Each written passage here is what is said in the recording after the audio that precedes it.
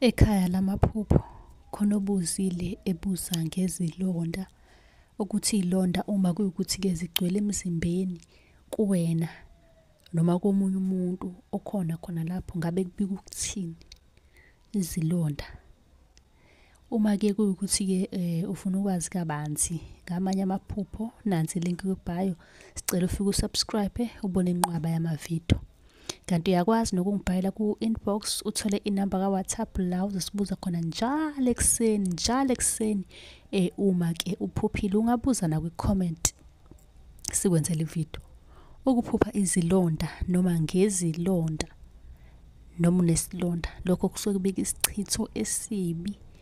Isichitho nje kuzomele nje usikhiphe, okungenzeka ukuthi khona abakufaka sona, khona abazama ukukufaka sona.